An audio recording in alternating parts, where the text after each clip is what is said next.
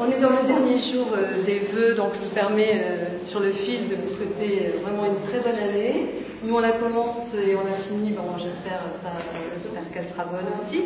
Pour les artistes évidemment, c'est très important d'avoir le public et les responsables locaux. D'ailleurs je vais les citer parce qu'on est assez et agréablement surpris de voir que vous vous êtes déplacés si nombreux, ce qui veut dire que vous êtes des responsables sur le terrain aussi et qui faites en sorte que les artistes représentent un paysage dans la cité.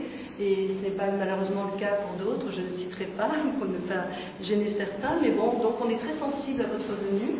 On voulait justement, en tant que rencontre des arts, vous citer, parce que je trouve que c'est quand même assez important. Donc ne me demandez pas si je me trompe, mais j'ai noté. Il y a Madame Christine Petruccioli, qui est adjointe au maire de Villefranche, qui est ici présente, et Madame, on vous remercie.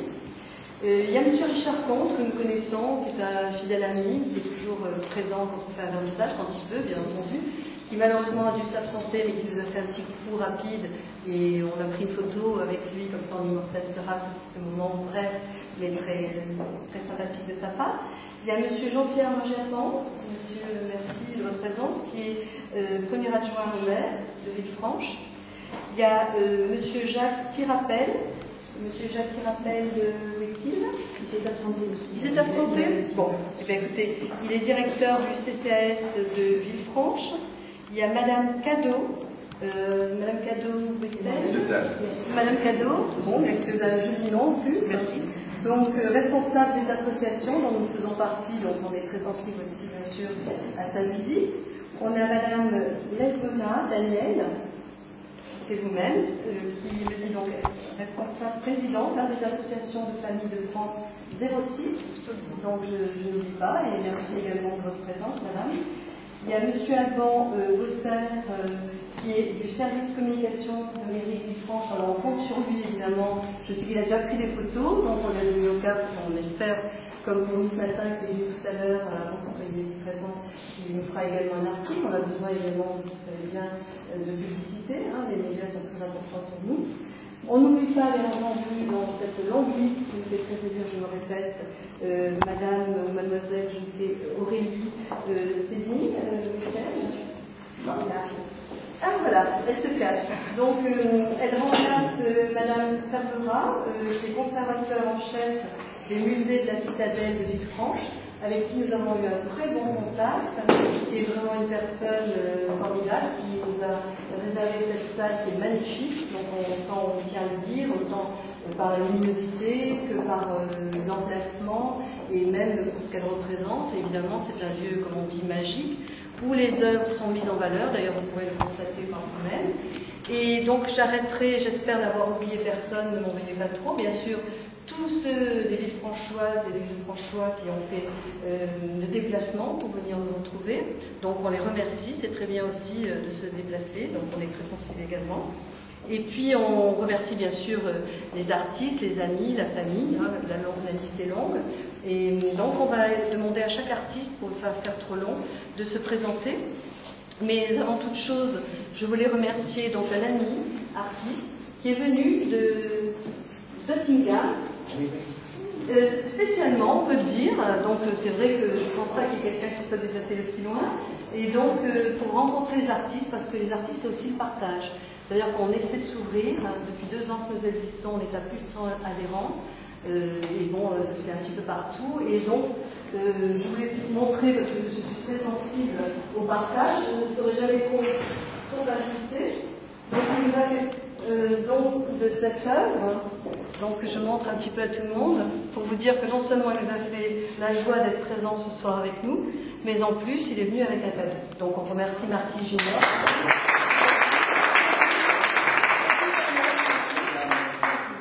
Et voilà, chaque artiste va commencer puisqu'il en manque une malheureusement qui est coincée sur l'autoroute. J'espère que ça ne va pas être trop long. On commence par toi, Claudie Valérie, et ton mur qui est ici. Voilà.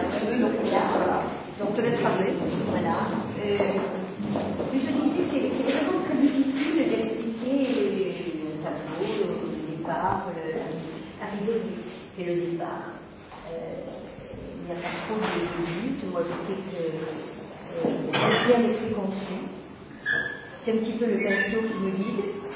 Et je commence par un fond, et puis après, de ce fond, naissent des personnages, des choses, ou alors j'agrémente, mais je ne sais pas ce qui va arriver, ça vient comme ça. Et puis, quand j'arrive au bout, presque au bout, j'ai une poésie dans la tête, ou une chanson, ou un machin comme ça, et donc j'appuie les paroles, j'appuie la couleur, j'appuie le fond de la pensée. Voilà.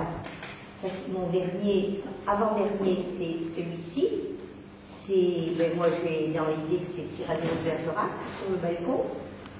Peut-être on peut exagérer son imagination, mais c'est tout ça. Et puis le dernier, c'est le bleu, là-bas. Il n'est même pas encadré. Là aussi, c'est parti, c'est comme ça. J'ai fait cette conversation sur la plage.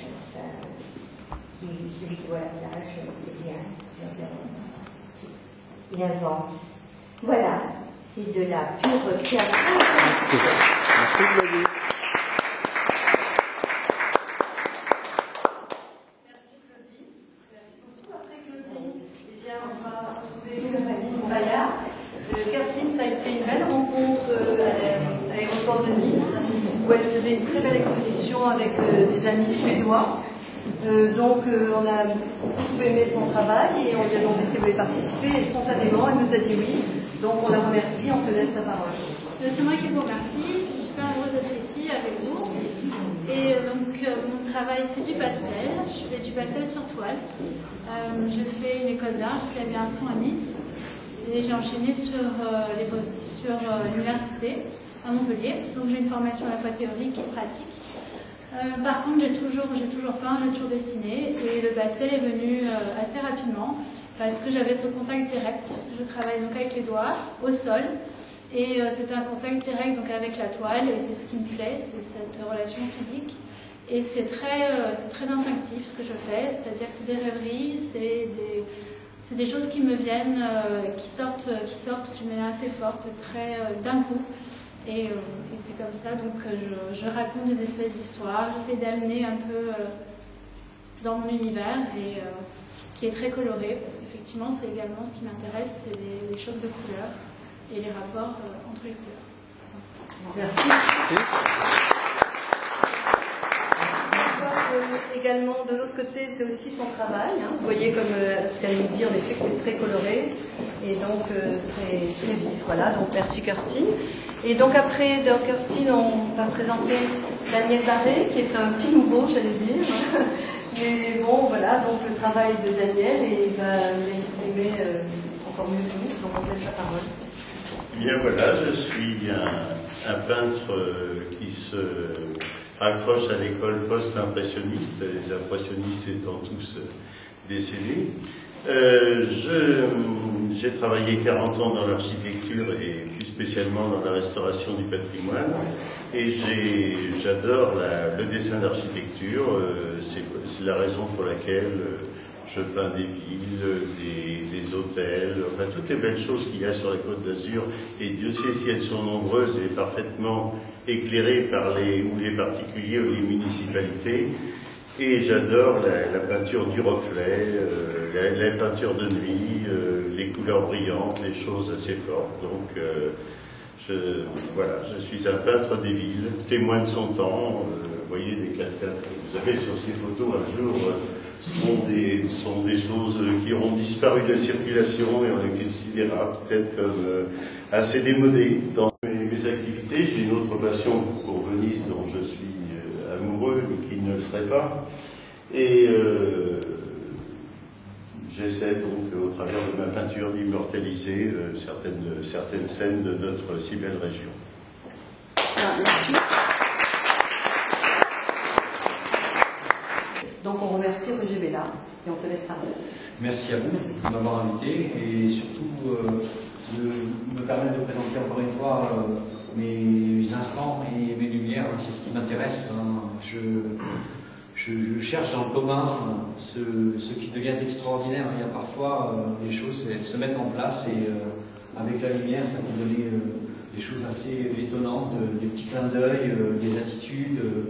Et c'est ce qui m'intéresse, hein. Je suis passionné, je n'aurais pas la patience de faire de la peinture, mais j'adore par exemple la peinture des fauves, des nabis, Bonnard par exemple.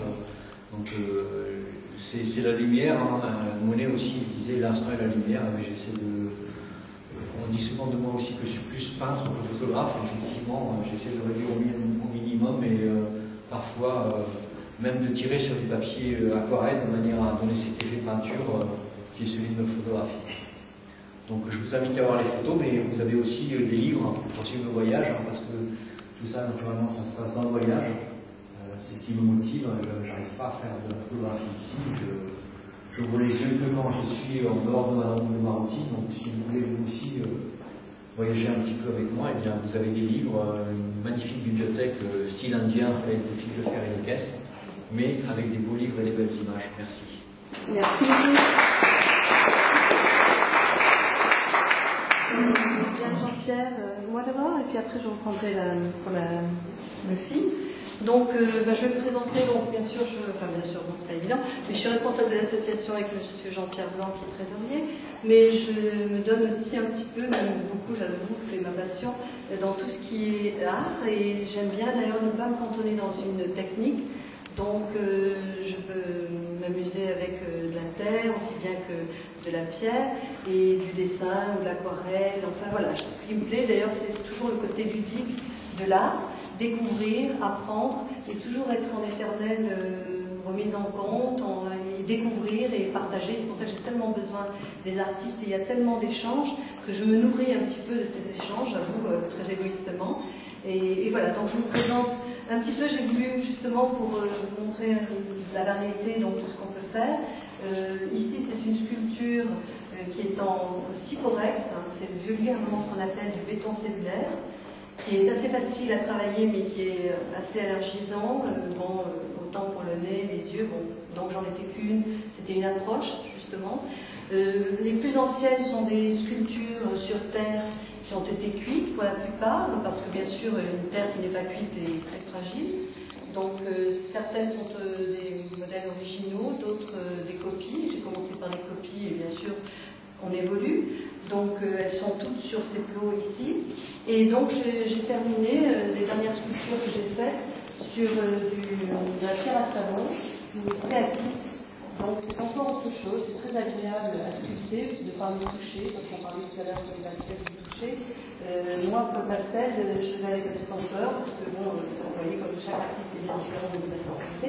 Par contre, il y a beaucoup de plaisir à toucher donc, la pierre, à la voir évoluer. Et donc, bon, voilà, j'ai fait celle-là, donc ce qui prouve que bon, chaque fois que je tomberai sur quelque chose qui permettra une sculpture, j'avais fait aussi de la sculpture sur bois d'olivier, qui est très difficile avec une bouche. Et ben, la prochaine fois, peut-être ça sera de marbre, pourquoi pas, on peut toujours rêver. Voilà, donc merci. Et...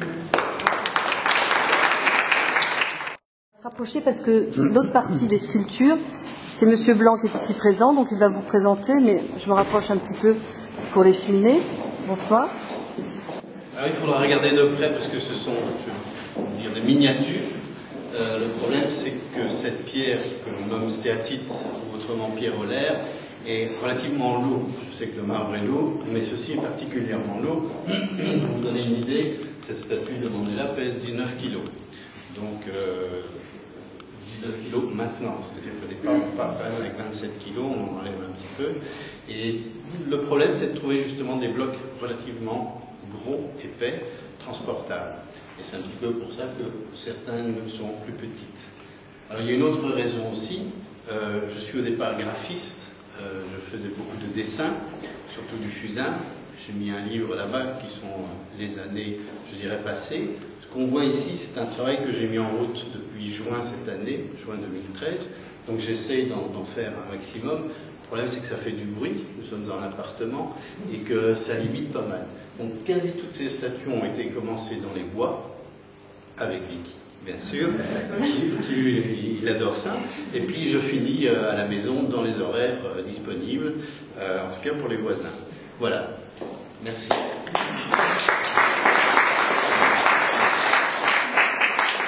je disais que Marie-Josée Potti, MJP, de son nom d'artiste, fait donc dans les couleurs, avec bien sûr beaucoup de rêves, d'imagination. Donc voilà, vous pouvez voir son travail qui est là. Et donc malheureusement je pensais qu'elle serait là, donc je suis un petit peu limitée par la présentation. Mais enfin le mieux je pense c'est que vous puissiez vous en rendre compte par vous-même. Je crois que c'est assez parlant pour voir que le rêve est au centre de ses créations. Et donc on la remercie, elle viendra je suis sûre, mais bon, on avait droit aussi à des petits saladières avec elle, alors doublement. Donc, en réalité, ce sont les pistes à la diète qui ont dû la mettre en retard. Donc, merci beaucoup, et merci. juste encore une petite chose. Oui, bien sûr. Bien sûr. Et donc, je voulais juste pour terminer vous dire que nous allons exposer donc, dans l'année à l'aéroport de Nice, au centre des affaires, et ça sera en octobre-novembre, et nous serons donc 12 artistes avec des techniques très différentes, et d'ici là on aura je pense 2 autres expositions qui auront lieu dans le cours de l'année. On vous mettra au courant parce que nous sommes à la recherche de salles et malheureusement c'est vrai que les salles ne sont pas comme celle-ci aussi grandes, aussi lumineuses, et vraiment pour les photographes c'est vraiment impératif la lumière, donc on ne veut pas non plus montrer n'importe quoi dans de mauvaises conditions. Le n'importe quoi il n'existe pas parce qu'on a de très bons photographes. Roger est un témoin, mais il y en a d'autres, donc on voudrait vous les présenter et on attend donc ça, et on fera une exposition parce que celle qu'on avait fait il y a 2 ans sur la femme avait beaucoup eu de succès sur 4 semaines avec des artistes différents. Cette fois-ci on a dit mais on va mettre l'homme avec un grand H à l'honneur, et je pense que ça se situera aussi en milieu d'année, donc toujours pareil avec une grande salle parce que je pense qu'on aura beaucoup de participants. Voilà, merci.